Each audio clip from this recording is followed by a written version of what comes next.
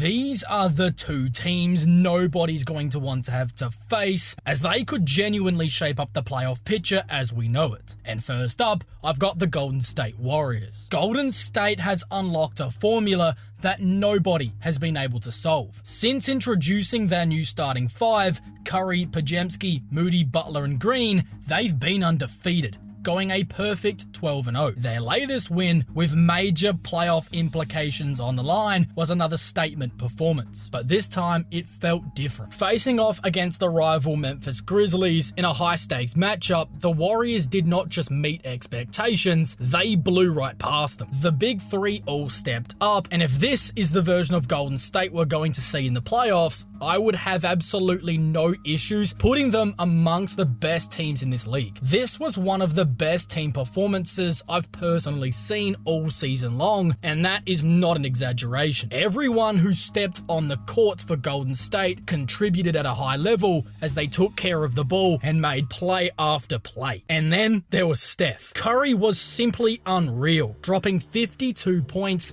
10 rebounds, 8 assists, and 5 steals on 52% shooting. That stat line alone was ridiculous, as he's now got more 50-point games all time than LeBron James, but what made it even crazier was how effortless it felt. Somehow, it was a quiet 50-point game, even though he was torching the Grizzlies defense all night long. This matchup has turned into a real rivalry over the last 5 or so years, as every time these teams meet, the intensity is through the roof, and this game had even more fuel. Earlier in the season, in their first meeting in Memphis, Steph had one of the worst games of his career, as he didn't record a single field goal. There's no doubt that this was in the back of his mind, and he came out determined to set things right. But what stood out the most about his scoring explosion was how it happened. The level of chemistry he has with his teammates was put on full display. We already know how well he works in Golden State's system, especially with Draymond Green, but his newly formed connection with Jimmy Butler was really impressive in this game. Late in the game in particular, there was a sequence of back-to-back possessions where they really showcased this growing chemistry. On this play, the Grizzlies send to it Steph, forcing him to give up the ball. Jimmy immediately comes over from the weak side to set a screen for Curry, freeing him up for a wide open corner three, giving Golden State the lead once again. On the very next possession, Butler screens again, but this time he slips back door, and Steph's on the same page, giving Jimmy a trip to the free throw line. Plays like these show you just how smart these two are, as their collective basketball IQs are off the charts. And that is what makes this team so incredibly dangerous. But Jimmy wasn't just setting screens either. He stuffed the stat sheet with 27 points, 6 rebounds, 4 assists, and 3 steals on 63% shooting. The Grizzlies tried to face guard Steph, but Jimmy made them pay. That's exactly why his addition was such a game changer, because teams can't just load up on Curry anymore without getting burnt by Jimmy. You now have to guard Golden State straight up, and that is a nightmare for anybody. Then there's Draymond, still the heart and soul of this team, and he's making another strong case for the Defensive Player of the Year after winning the Defensive Player of the Month over March. We saw what he did to Giannis in the game against Milwaukee, completely neutralizing one of the toughest players to stop in the game, and in this one against Memphis, he was just as impactful, grabbing 2 steals and a block while also running the offense, finishing with a triple-double of 13 points, 10 rebounds, and 12 assists. His fit with Jimmy Butler in particular has been seamless. You can see it in moments where he pulls Jimmy aside mid-game, breaking things down for him on the fly. And because Jimmy is such a high IQ player, he immediately picks up on it. Having 2 elite playmakers like Draymond and Jimmy to be able to set up the off-ball actions for Steph is huge. It's exactly what the team was missing before the trade deadline. Jimmy Butler has basically taken on the Andre Iguodala type role, but with better scoring and shot creation. It's like he's the hybrid between Iguodala and what Kevin Durant gave this Golden State team, and it's been a perfect fit. And let's be real,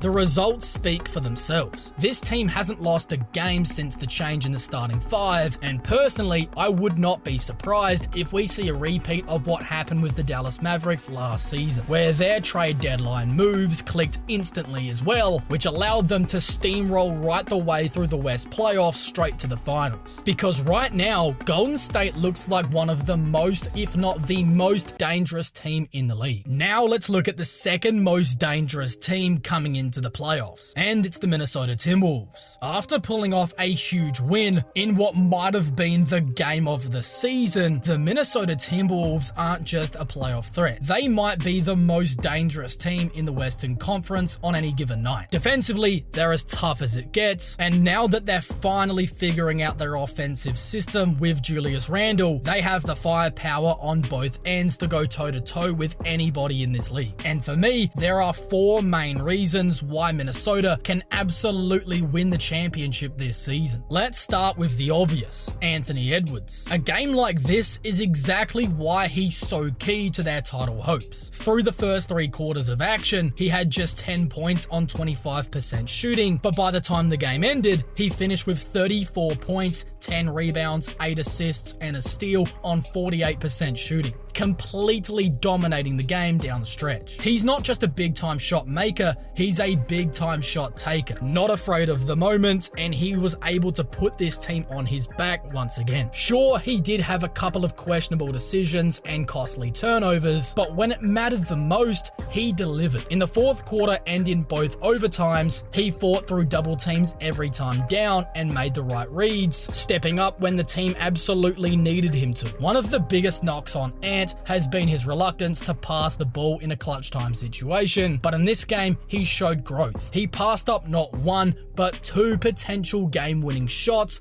for the betterment of his team. At the end of regulation, Denver doubled him, and instead of forcing up a tough shot, he swung the ball to Randle, who got a much cleaner look, though he missed. Then in double overtime, he drove through the lane, drew a crowd, and kicked it out to Nickeil Alexander-Walker, forcing an impossible closeout from Westbrook that led to game-sealing free throws. That's the kind of decision-making that takes a star to superstar level, and it's a huge development for the team, who has struggled mightily in the clutch this season. In fact, Minnesota's just 18-25 in close games this season, ranking 25th in clutch time offense and 17th in clutch time defense. But if Anthony Edwards keeps stepping up like this, those numbers are going to lift very quickly. Everything is coming together at the perfect time for Minnesota. In the month of March, Minnesota recorded their best March in the history of their franchise, going 11-3 with Edwards leading the way, averaging 26.6 points, 4.5 rebounds and assists on 55% effective field goal shooting. Anthony Edwards is absolutely the number one reason why Minnesota can win it all, but he's far from the only one. The second reason, this team is built for a battle.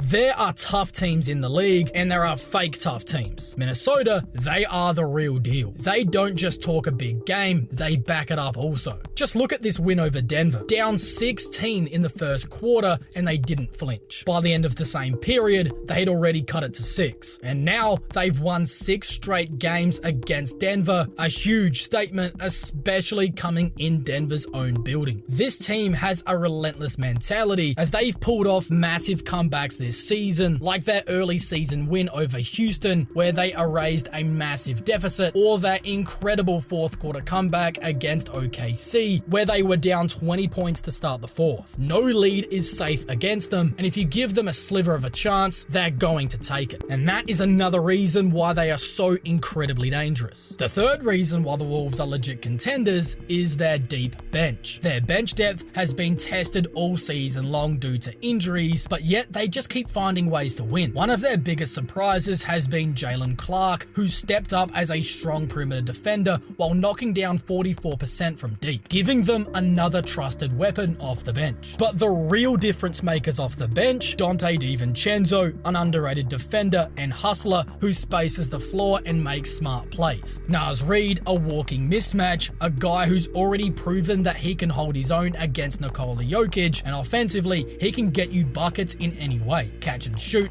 off the dribble, or even in isolation. He's averaging 14.4 points per game off the bench as he provides a massive offensive spark every single night, and the team needs it. And you've also got Nickeil Alexander-Walker, the ultimate glue guy. In the game against Denver, he had one of the best performances of his career, putting up 26 points, 7 rebounds, 8 assists, and 2 blocks over 45 grueling minutes, plus game-winning free throws. He defends, he hustles, and he spaces the floor. Minnesota absolutely has one of the deepest benches in the league, and when you mix that depth in with toughness, that's a championship caliber squad, as they're going to have one of the best playoff rotations in the entire league. Then the fourth and final reason why they can win the title is because their offense has finally caught up to their elite defense. We already knew that they had a championship level defense as they made it all the way to the Western Conference Finals last season, but earlier this season, their offense was even worse, especially because Julius Randle was struggling to fit in. At first, Randle was dominating possessions, slowing everything down, and forcing up bad shots. The offense was stagnant, and once he went down with an injury, he had a chance to step back,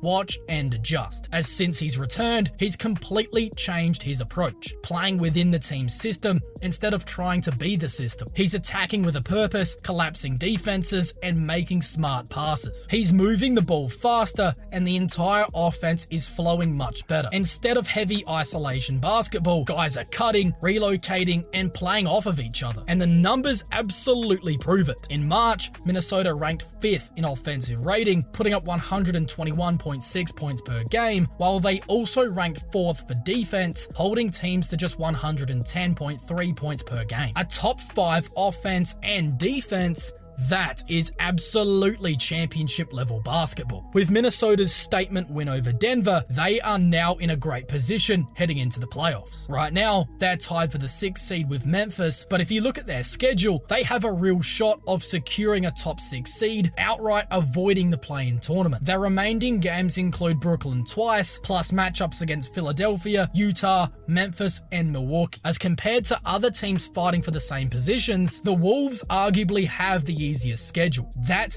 gives them a massive opportunity to lock in a favorable playoff spot, avoiding a potential bloodbath of a play-in tournament. And if they do, it's going to give them a much better chance at making a deep playoff run. This team is deep, they're tough, and they're also battle-tested. And now their offense has finally caught up to that elite defense, as they might just be one of the best teams in the league right now. But if you want to hear about how every NBA team can carve out their dream path to a championship, you can check out that full breakdown right now.